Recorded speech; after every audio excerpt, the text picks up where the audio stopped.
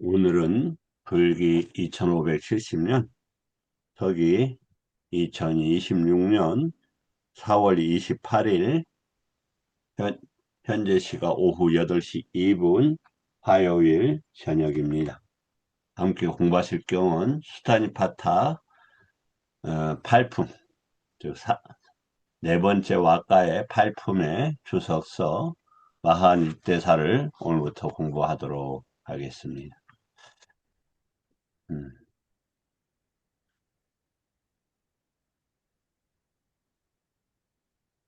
이제 에, 오늘 이렇게 하면서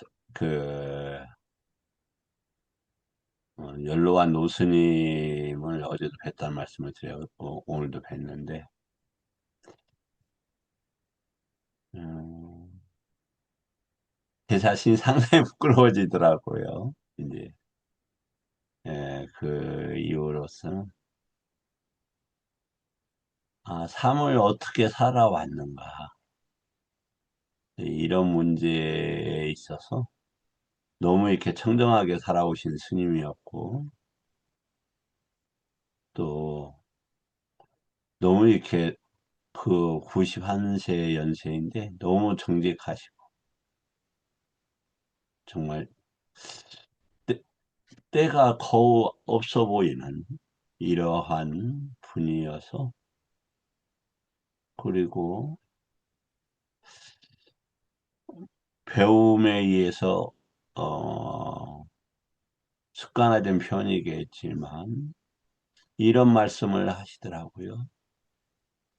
아, 저는 배우는 사람이에요. 이런 말씀을 막 하시는 거예요. 제가 막 부끄러운 거예요. 지금까지 아는 체로하고 잘난 체하는 맛에 뭐 사는 것처럼 보여졌던데 자신이. 그 이제 스님께서 쓰신 그 개정판 책을 주는데 너무 이렇게 정리가 잘 돼 있어요, 책들이. 이제 그것은 어떻게 하면 부처님 법이 우리 대한민국에 뿌리 내리고 훼손 스님들에 의해서 훼손되지 않도록 그 살아온 살아온 여정들이 담겨져 있는 그런 쭉 일련의 일들을 정리해 놓으신 아주 상당히 큰 책들이더라고요. 저한테 1장하고 10장 읽어보라는데 그게 너무 큰 거예요, 책이. 그래서 읽겠다고는 했는데 모레 정신 때까지 읽어야 되는데 해야 될 게 너무 많은데 일부라도 좀 읽으라니까 뭐 글자도 작고 쉽지 않더라고요. 그런데 91 일세 먹은 어르신인데 컴퓨터를 하시는 거예요. 노트북으로. 저는 노트북 자판 치기 싫어갖고 이렇게, 키보드를 별도로 하는데, 거기에다 이렇게 작업을 또 어떤 책을 쓰셨는데 서문 쓰고 있다고 하시면서 그러시는 거예요.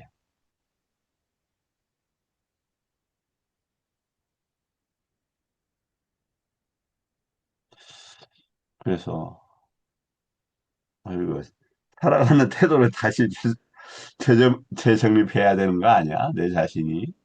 그런 생각 때문에 꽤 당황스럽더라고. 그러면서 과연 제가 다른 분들의 말씀을 수용하는 자세가 너무 부족한데 이거 어떻게 해야 되지? 또 성급함을 어떻게 다스려야 될까? 그런 생각이 들었어요. 훌륭한 스님이라고 이연이 또 많다 적다 이것은 또 별개의 문제일 수도 있고 그래서 마침 어, 지금 제가 사는 곳에 가까운 곳에 계셔서 자주 이렇게 찾아뵙고 몸이 좀 연세가 있을 뿐만 아니라 본인이 젊었을 때부터 건강이 좋지 않았다고. 그래서 이렇게 사경을 헤매다가 다시 하나 됐다고 글에 보니까 써져 있더라고요. 그래서 다시 책을 정리하게 됐다. 이런 말씀을 하시고 또 본인이 언제 죽을지 모르겠다. 이런 말씀을 하시더라고요. 어, 예, 제가 그러면 돌아가시면 장례 치러 주실 분이 있습니까? 쉽게 말해서 이제 상자가 있느냐고 여쭤봤는데 없으시다고. 그래서 제가 해드리겠다고.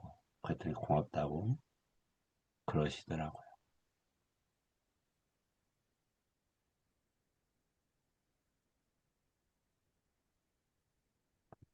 그러면서 이 부처님 법 공부가 얼마나 긴 길인가 이런 생각이 들었어요. 그래서 얼마나 많은 그 훌륭하신 스님들에 의해서 이 부처님 법이 보존되어졌는지 절감을 하겠더라고요. 그 글이나 그 자세들을 보니까.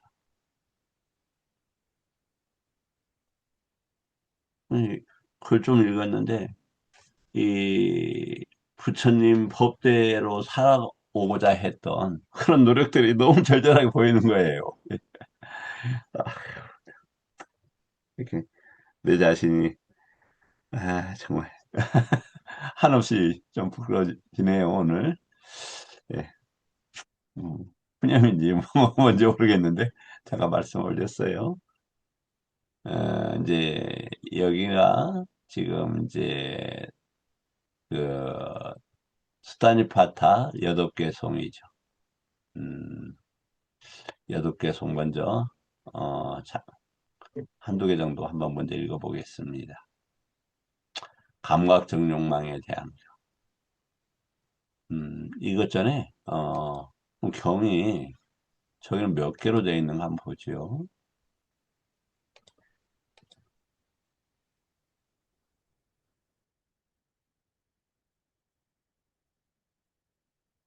이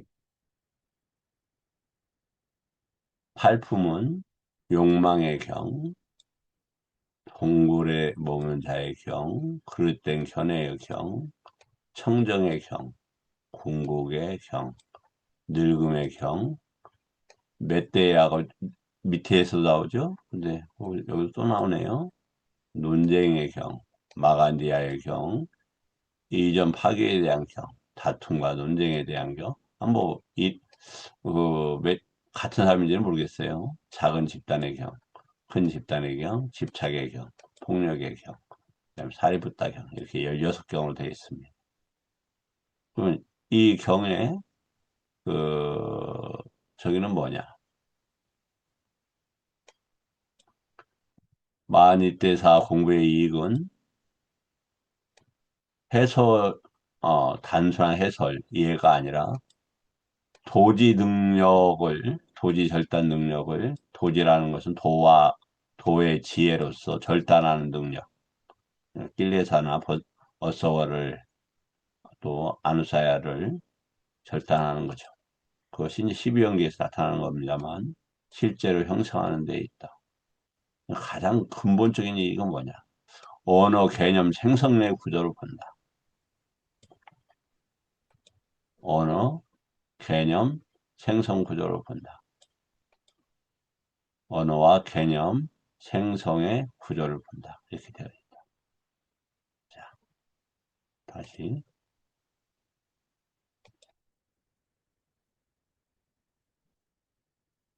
이 책은 전재성 박사의 번역본을 어, 제가 오래전에 언제인지를 모르겠어요. 한 10년 훨씬 넘은 것 같은데 그때 PDF로 만든 거예요. PDF라는 건 별게 아니고 아시겠지만 사진 복사기로 해서 저기를 한 겁니다.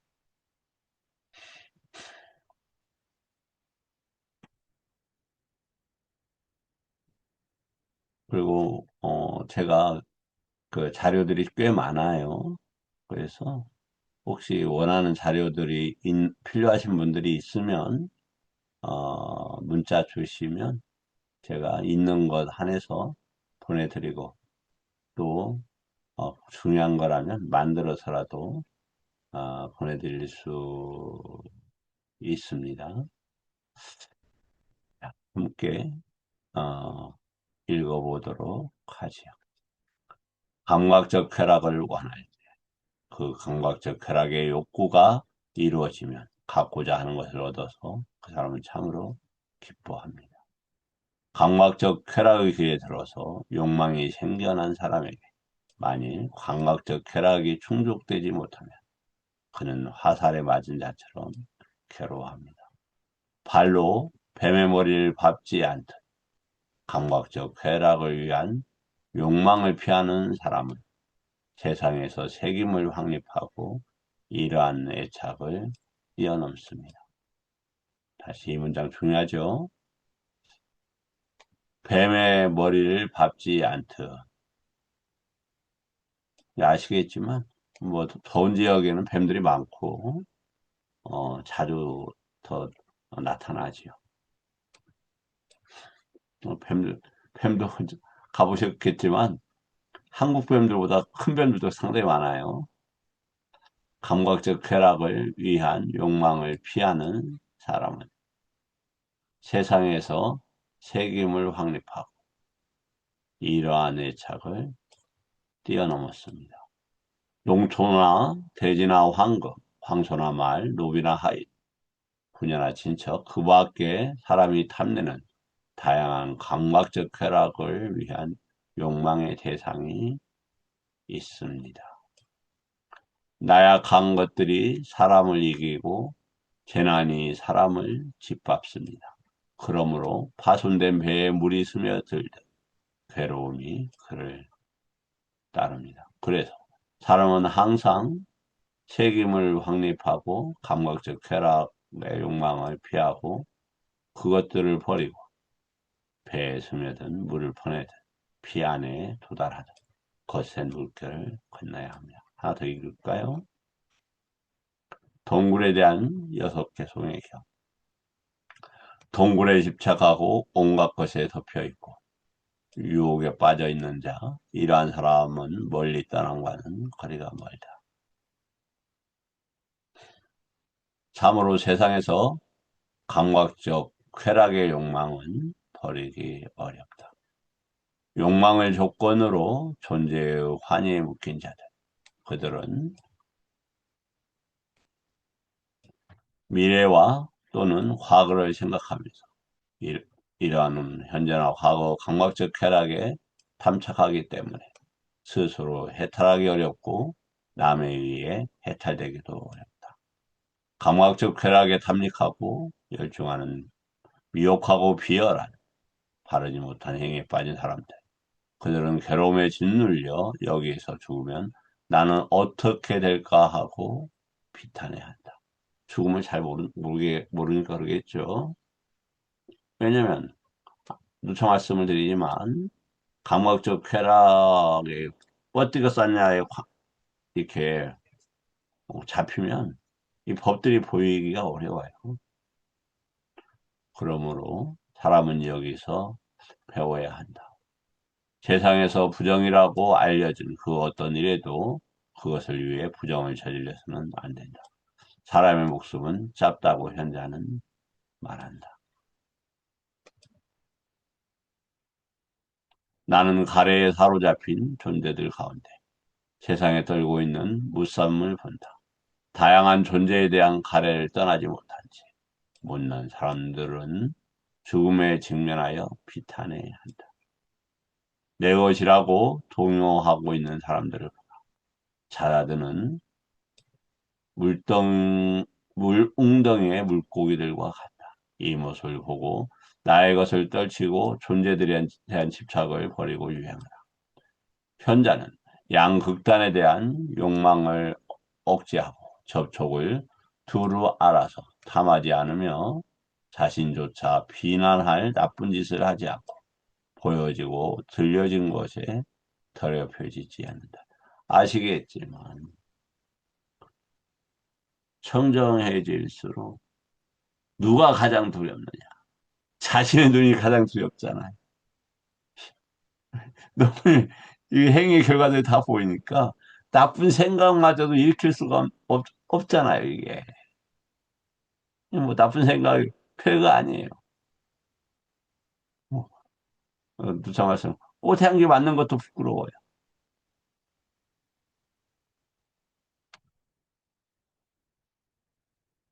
그 기준이, 부처님의 법의 기준이,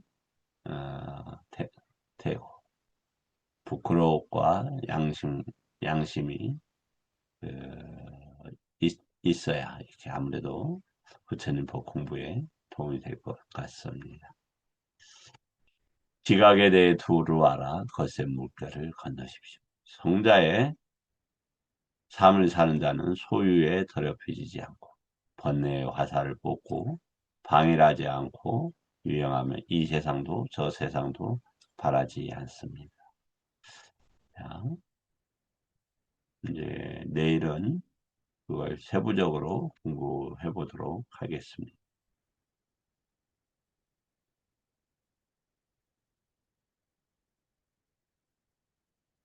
어,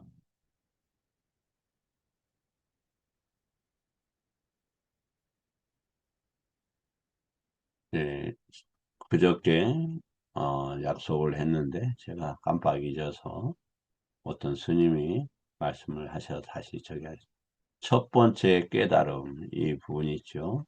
여기 네 시간이 있나? 이런. 음, 잠깐요.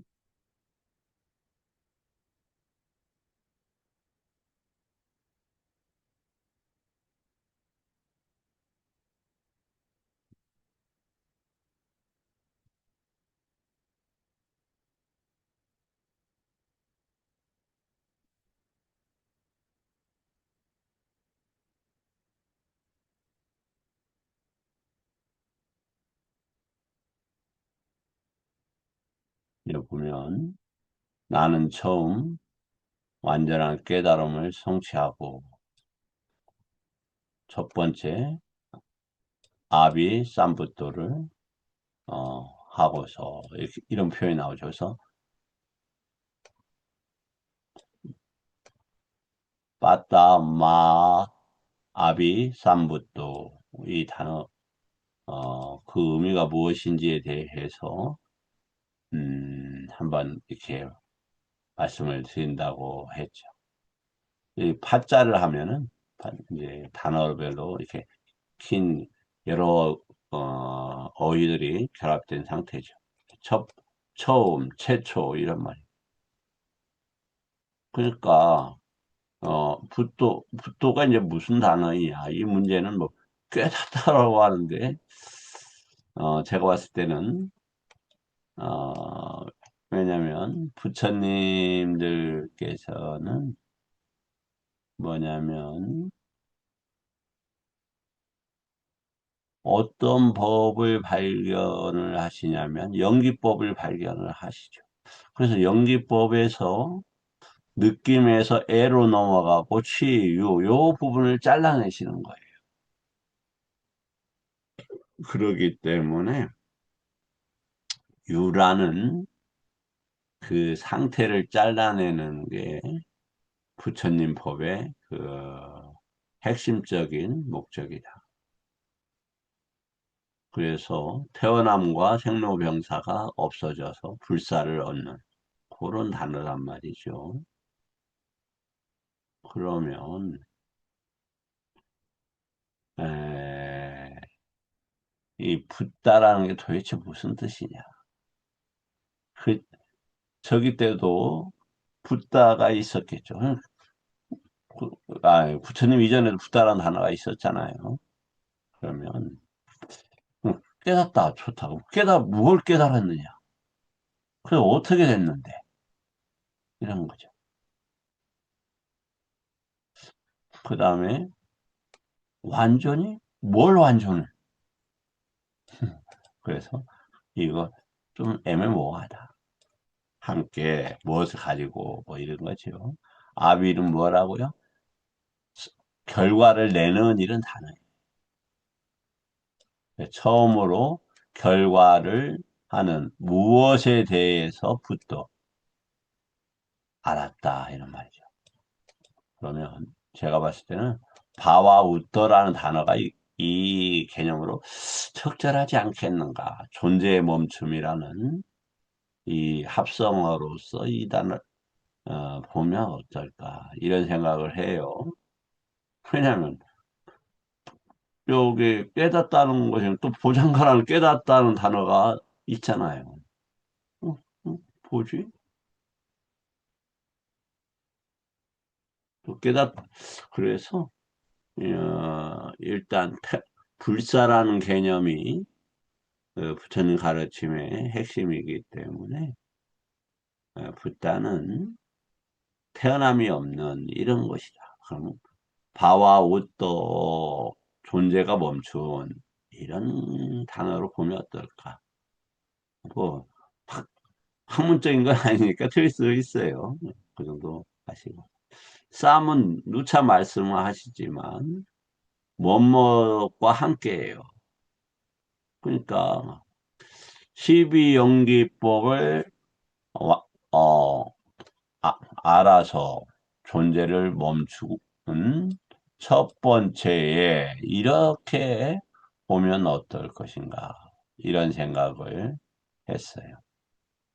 이제 아시겠지만 부처님께서는 초, 초야의 과거생을 그 다음에 중야의 중생과 죽음과 다시 태어남을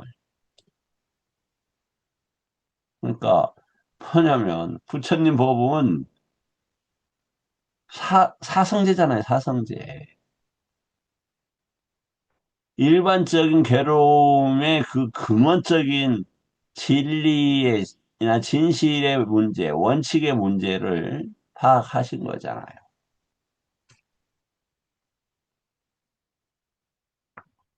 그래서 윤회와 연기에 관한 거예요.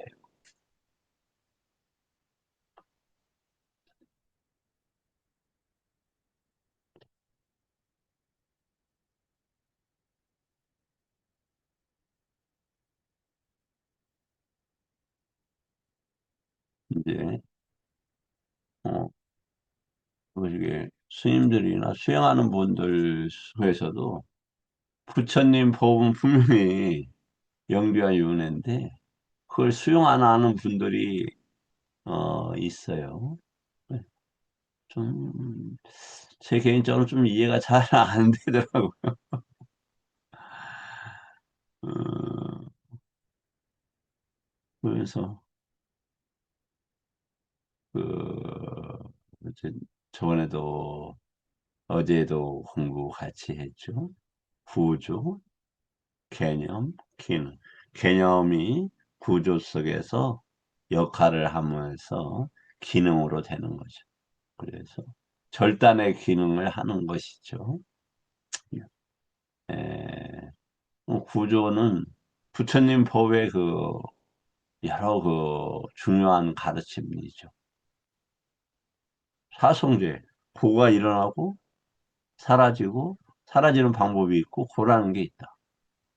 그것이 왜 12연기에서. 그것을 어디에서 경험한다? 육입초에서. 그리고 그런 것에 그 바탕이 되는 존재의 구조가 있다. 오온에서. 그리고 유기입처가 내입처, 외입처로 해서 이런 문제가 있고 그래서 10가지 결박들이 있고 7가지 잠재 성향 등이 또 수행에 있어서 구조 오늘도 공부하겠지만 37조도품이 있고 그런 어떤 구조를 이렇게 이해한다라면 윤회를 수용하기가 어렵지 않지 않겠냐 이런 생각이 들어요. 뭐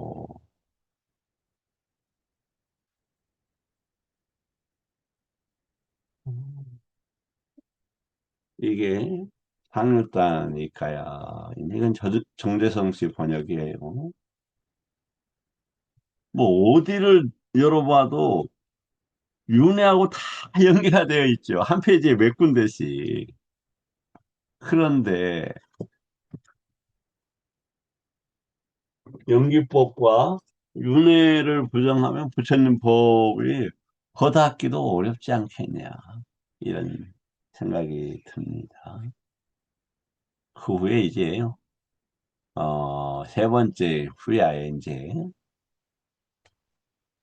번뇌의 소멸에 대한 암이 발생을 했다. 그러면은, 그때 뭐가 막가찢다가 발생을 한 거죠. 그러니까, 막가찢다 중에서 어떤 거요? 아라한 도와 가가 생긴 거죠. 음, 그때 뭘 하냐면, 사성제를 완전히 알고 보게 되고, 번뇌들이 멈추게 되고, 번뇌는 유입체에서 흘러다녀요. 열 가지 결까지 절단이 됐고, 이제 이렇게 봐야 되지 않겠냐. 자, 그런데, 이제 뭐냐면, 이제 다루기가 어려우니까, 어, 저기, 핵심적인 것만 하죠. 이 붓다 왬사라는 책이 있어요. 이 붓다 왬사는 뭐냐면은 음, 부처님의 그 저기 아, 연등불 부처님 때부터 거시기 부처라는 서원을 가지시고 쭉 공부해온 과정들이죠. 그러면서 연등물 부처님부터 바로 23번째 부처님, 가사빠 부처님까지 해서 다 수기를 받는 내용까지 포함이 되어 있습니다. 이게 붓다왬사라는 책으로 되어 있습니다. 우리나라에서 두 갈래 방향으로 했는데, 한 분은 1권, 2권 와서 1권만 번역을 했고, 어떤 스님이었는데,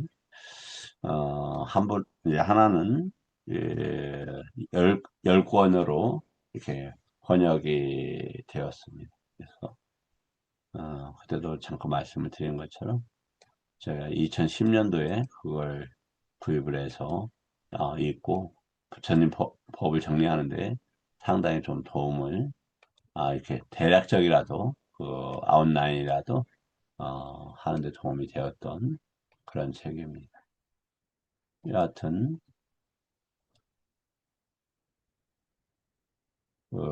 붓다함사에서의 그 첫 번째 깨달음과 관계되어서 한번 보죠.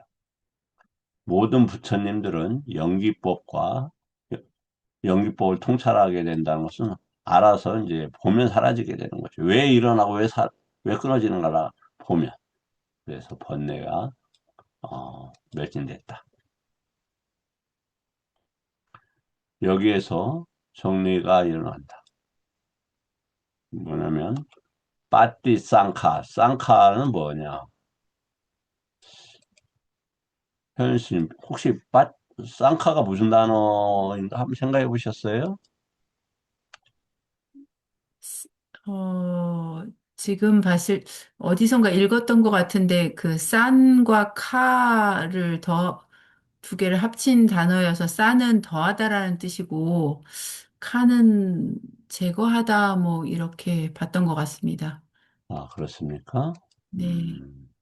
한번 보죠.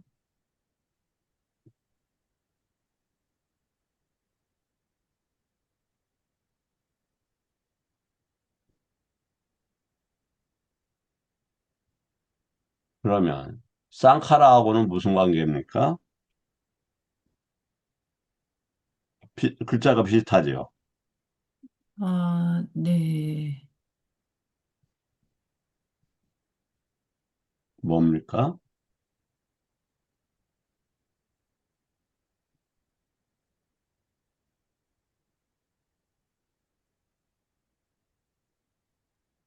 뭐 관계가 있을까요? 쌍카란, 음, 자, 보세요. 예, 음,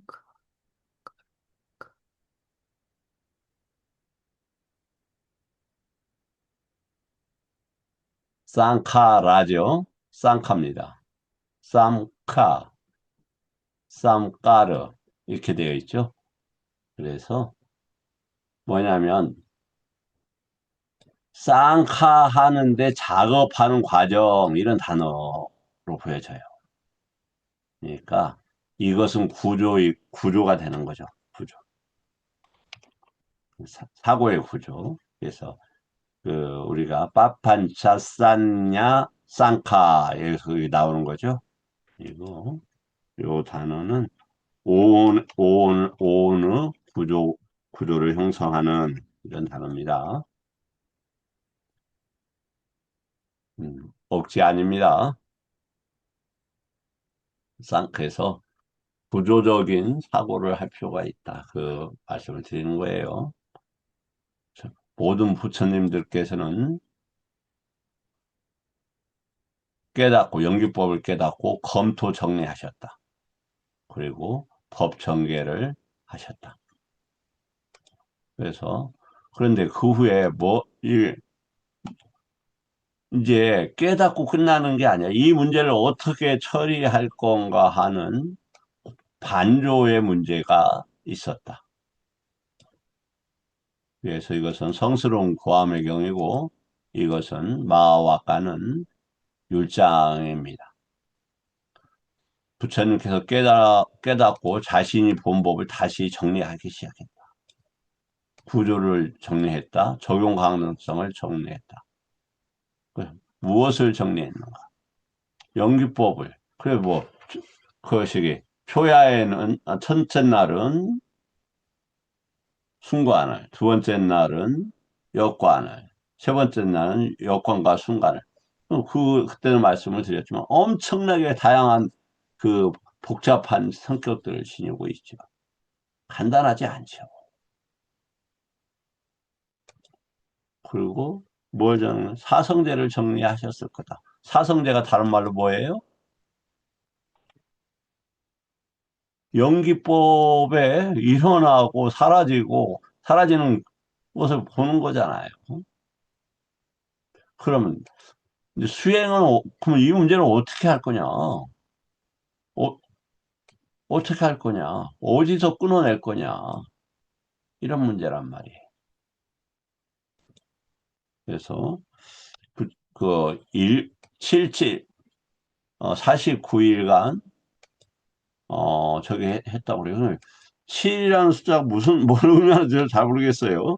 7이 이제 뭐 그 정리하는 뭐 그런 의미를 자주 숫자적으로 가지고 있는 모양인데 이것은 뭐 온 인류의 같은 보편적으로 나타나는 저기 문화의 이해의 수단인 것 같습니다. 문화로 정착되고 그것을 이해하는 방식인 것 같습니다. 일주는 보리수 아래서 계셨다. 첫 번째 깨달음 직후에 해탈의 즐거움을 누리시고 영기와 사성제 성취를 그대로 그대로 이제 보고 즐기셨다. 그 다음에 아니미사. 2주째는 뭐냐면 아니미사라는 미사? 이게 제가 단어를 잠깐 착각했나요? 빨리어를 잘 아시는 분들이 있으면 저기 하겠는데 음,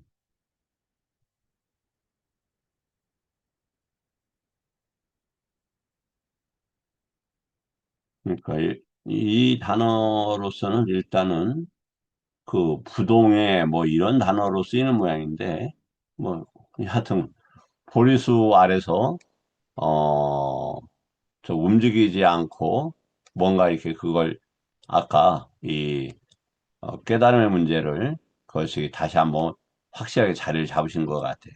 근데 3주차가 뭐냐면 놀랍게도 경영을 하셨다. 일주일 동안.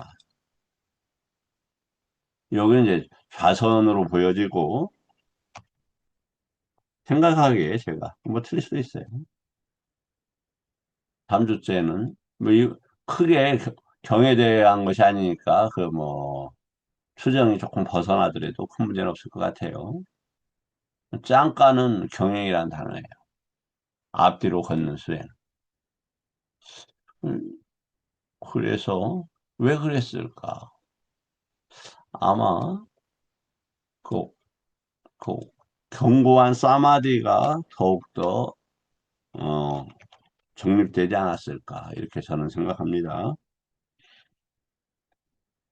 왜냐하면, 부처님께서 경영하면 건강하고, 그, 정진력이 생기고, 사마디가 굳건해진다고 표현하셨기 때문이죠. 그 다음에 뭐 이제, 사주째는 법의 세밀한 분류를 했고, 아비담마적인, 체계를 세웠던 걸로 보여진다. 5주에는 염소치기 리그로담에서 그 아마 교법을 어떻게 체계화할 것인가에 대한 문제가 이 5주째에 있었던 모양이에요. 6주는 뭐 이제 그 용왕이 비바람을 막아줬다고 하는 상태인 것 같아요. 그래서 7주는 나자야타 나무 아래서 저기 이 미얀마 두 상인으로부터 음식을 받았다. 이렇게 되어서 여기는 이때는 그 삼귀가 아니고 이때 이 사람들은 이귀의 이렇게 얘기를 하죠. 저기 지금 삼귀의죠. 아직 이때는 상가가 생기기 전이니까요.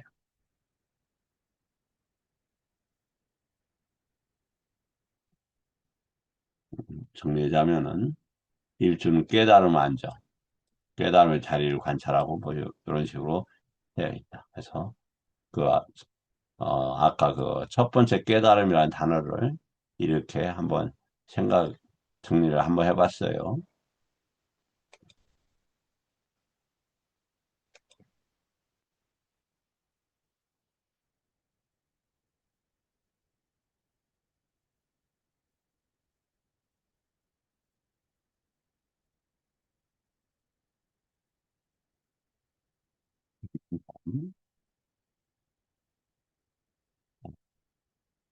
그렇죠. 이번에 또 37 도품에 대한 거죠. 네, 어디 갔나?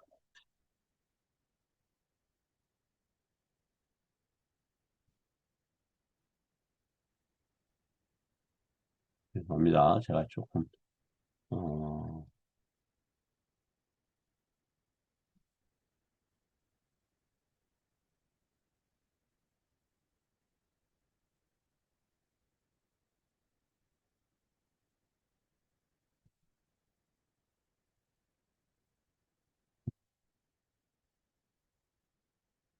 중요한 내용인데 그게 제가 잠깐 실수를 지금 하고 있습니다. 아, 여기 있네요. 아닌데 37 도품 문제를 정리를 해놨는데 죄송합니다. 헤매서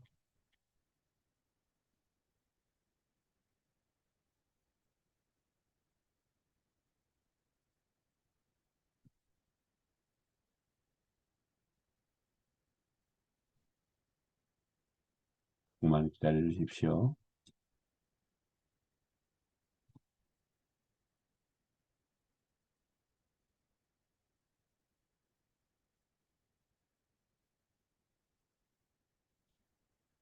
아, 그냥 말로 하겠습니다. 제가 뭐 실수를 좀 한 것 같습니다.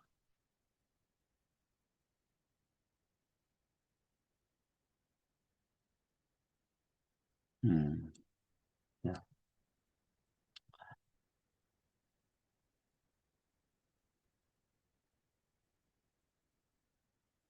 그러면 이렇게 이, 저기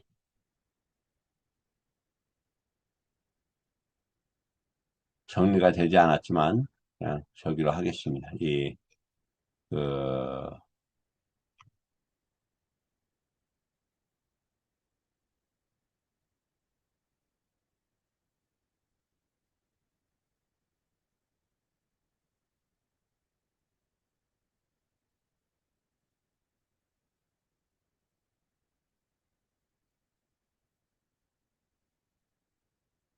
왔다 갔다 해서 죄송합니다.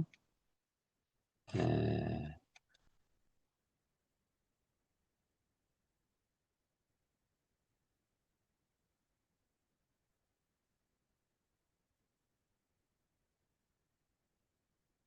정리되지 않은 거지만 요걸 보면서 하는 게 좋겠습니다. 37조도품에서 사념처가 가장 먼저 나온다. 어, 37조도품이 뭐냐면 어, 사념처, 다음에 사정근, 사여의조, 오력, 오근, 오력, 팔정도입니다. 그러면 사념처에서는 싸띠를 빠따나 하거나 웃빠따나 한다고 합니다. 그 다음에 사정근에서는 일어난 선법을 증장하고 일어나지 않은 선법을 일어나게 하게 하고 일어난 불선법을 없애고 일어나지 않을 불선법을 일어나지 않게 한단 말이죠. 그 다음에 사여의족은 뭐냐면 사마디를 기반으로 한 성취 수단이에요. 그러면 사마디가 뭔 멋이냐 이런 사마디보다는 여기에서는 사마디의 형성 과정이다. 그러면 어떤 사마디? 찬다를 기반으로 한 사마디에서의 성취수단, 노력을 기반으로 한 것에서의 사마디에서의 성취수단. 다음, 마음을 중심으로 한 사마디에서의 성취수단.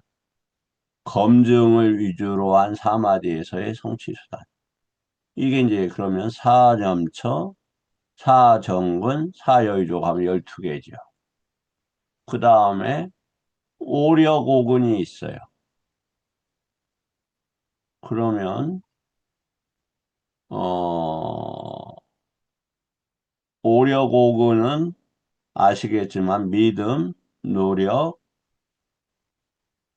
그리고 사띠, 사마디, 반야. 그럼 하나는 기능이고 하나는 완전하게 흔들리지 않는 이런 단어죠. 다음에 팔정도가 있어요. 그러면 18에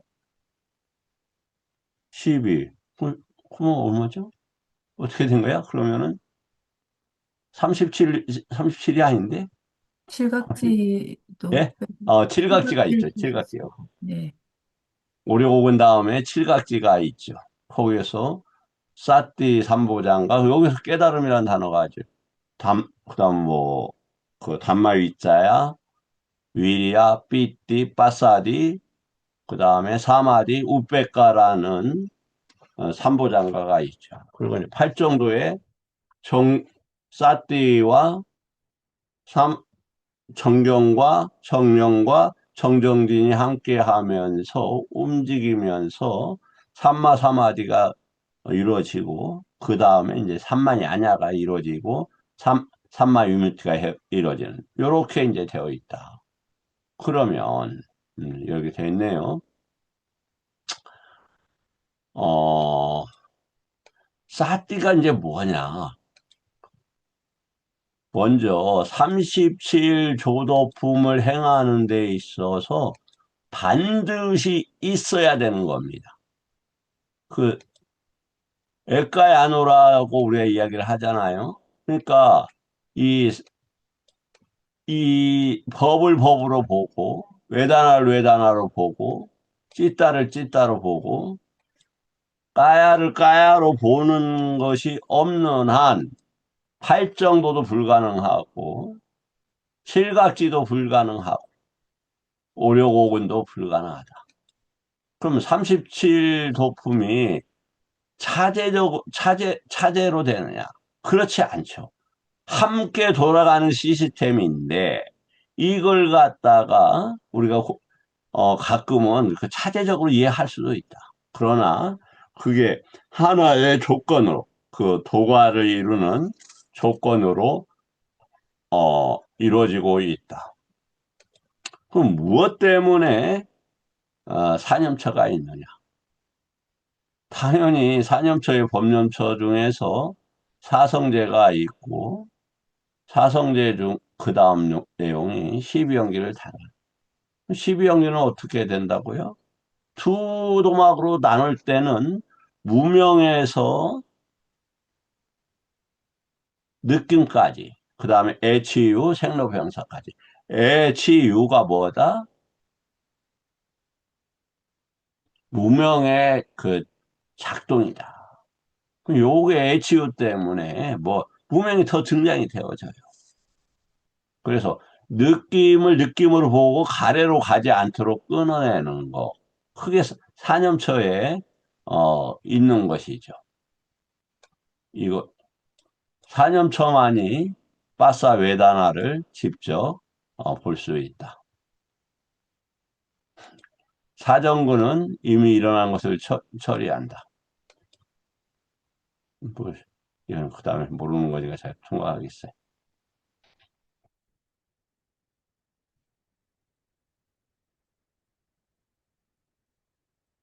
사념처 없이 사정근을 한다면 맹목적인 노력이 될 거다. 기반이 없으면 될 수가 없는 거예요. 그러니까 사념처를 한다면 유기초, 그다음 초, 수에 연기법에 대한 이해를 해 나갈 수 있기 때문에 그렇습니다. 사념처 없이 사정근을 한다면 맹목적인 노력이고, 사념처 없이 사여의족을 하게 된다면 사마디는 있지만 해탈은 불가능하고, 사념처 없는 칠각지는 통찰이 불가능하다. 이렇게 표현이 되어 있네요. 제가 요건 확인을 못했네요. 요건 제가 읽기만 했습니다. 사념처는 대상이 아니라 모든 법이 드러나는 좌표계다. 이거 굉장히 중요한 단어가 있죠. 30, 일체의 법들이 드러나는 과정이에요. 그건 우리 해보신 분들은 보셨을 거예요. 이게 유기초에서 모든 법들, 이렇게 하면 법들이 일어나는가를 알게 되잖아요. 만화하고 법, 치, 이 관계를 통해서 말이죠. 사념처는 시작이 아니라 모든 조도품. 조도품이라는 게 뭡니까? 막가가 일어나도록 돕는다, 이런 얘기죠. 작동할 수 있게 하는 기반 조건이다. 사념처 본다, 사정근, 선법만 키워낸다. 사신종, 사마디를 하니까 유지한다. 오려고근은 안정화시킨다. 균형을 잡는 것이죠. 사념처가 먼저인 이유는 해탈은 관찰로 시작되기가 아니라 관찰 없이는 그 무엇도 알 수가 없는, 지금 운이 없는데 이게 무슨 일이 벌어지고 있는지를 모르기 때문이지요.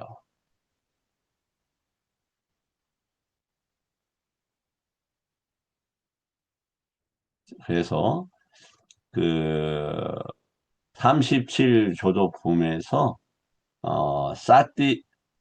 사띠라는 기반 위에 그 사정근, 사여의조, 그 다음에 오려곡은 칠각지, 팔 정도가 가능하다.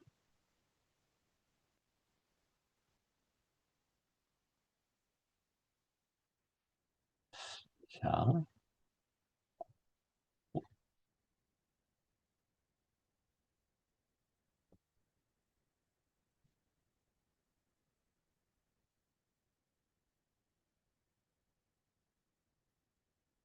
4년초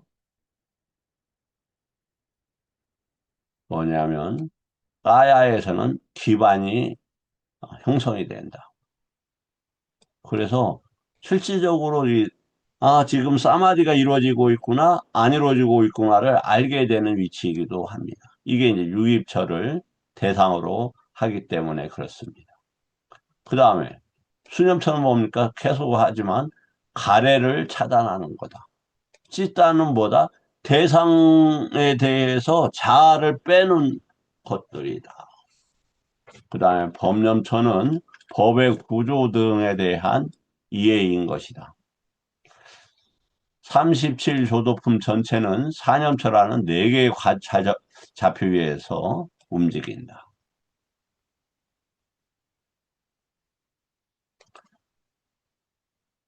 사념철 하나를 정확히 세우면 37조도품 전체가 작동한다. 자, 오늘은 이 정도 하도록 하겠습니다. 제가 뭐 조금 매끄럽지 못하게 저기 진행을 해서 좀 죄송하게 생각합니다. 질문 있으면 질문 받고 끝내도록 하겠습니다.